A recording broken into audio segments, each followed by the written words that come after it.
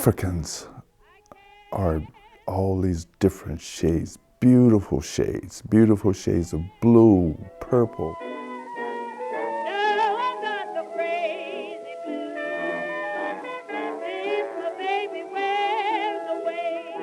And the way I paint in layers, so all of this will come through. I might start with a red and layer it up to a purple.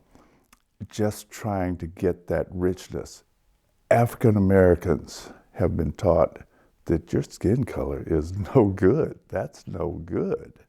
But I can go to the beach in the summertime, you know. Your hair is no good. I don't bald back here, you know. So the whole thing has just been turned around, and what's a positive aspect to me has become a negative aspect. And I've always thought that dark skin was beautiful, and all of those different shades. I mean, who can do that? And nature's just gave us that, you know, that protections. Every painting I do, I try to learn something. So white skin, piece of cake. Black skin is a whole different ball game. And it's fun just playing around with it because you got so much to work with. If you're going to make a point, the person you're making the point to has to be able to hear you. And if I get too far off on that blaming people, they're going to shut down. And I don't want to blame anybody, but I want us to face the issues. What the work is about overall is it's about what I see going on in life right now. And it's my interpretation of the reality. Years ago, back in Jasper, Roganville, my grandfather, who was a college professor, he gave me a book on Michelangelo. So I drew everything in that book, practically everything. Sistine Chapel, I'm trying to teach myself how to draw. And I thought I knew how to draw until I got to college, to art school. But what I was drawing and what this teacher called me on is I was drawing white people. I'm in a black neighborhood, not a white person around except for her and all the rest of the teachers, of course. And she said, and I'd stay after class to help her clean the brushes, and I just loved doing this work, and I loved her too. And one day she said, Arvie, why don't you draw the people outside the window? What the heck is she talking about? I am drawing the people outside the window, but I'm drawing white people. There are no white people outside the window. And I finally got it. Oh my God, yeah. All right, I'll try that.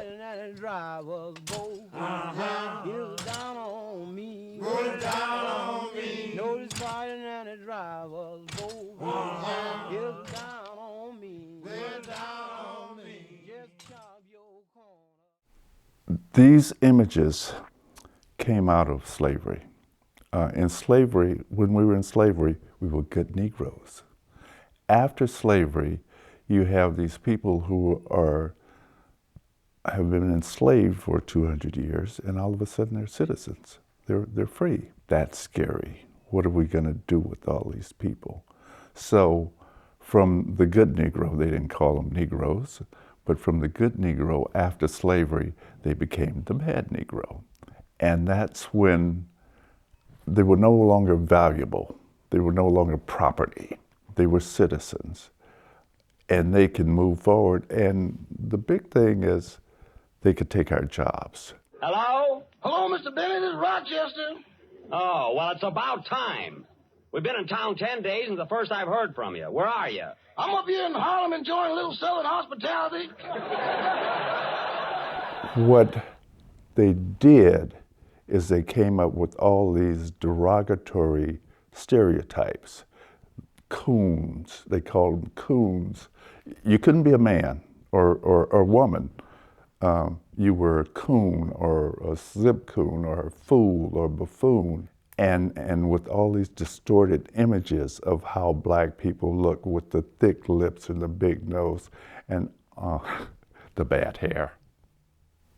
And these continued, the Aunt Jemimas and the Rasmuses and the lazy coons that you saw in the movies with Stepin Fetchit and those guys. Oh, well, you know, Rochester, even though we're in New York, you still have work to do. I thought this was a pleasure trip. Pleasure trip? I've had to unpack my own bags, answer the phone, and do everything myself. You expect to get paid this week, don't you? Definitely. And these were images that were created through the media. Now, the NAACP and other organizations have fought for years trying to get rid of these images. But these images make money for white people. And it keeps black people in their place. It keeps them, it reminds them that you are subservient. Don't you forget it. And we'll put you on an Aunt Jemima thing to remind you of that. And to remind white people, to give them that sense of superiority. Some actors were asked to put on blackface as Cork, even though they were darker than the Cork. But you had to do that. And I see that as just a form of humiliation, making you do that. If you want to work, this is what you do. We all take that on. We take that on as an identity. When something bad happens, if a black man does it, we all take it on. White guy, it's just a crazy guy.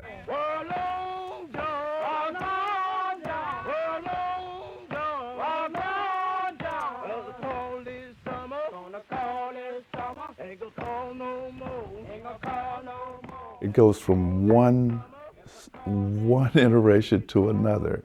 You get rid of slavery, you got Jim Crow. You got sharecropping, which is another form of slavery. And they've been doing that forever with peonage, right after slavery. With the sheriff could come down and walk down the street and say, "You owe me money." You could come up to me and say, "Arvie, you owe me money." "I don't owe you money." Go to the sheriff. "Arvie owes me $15. "Well, Arvie, you got the $15? "I don't have the $15.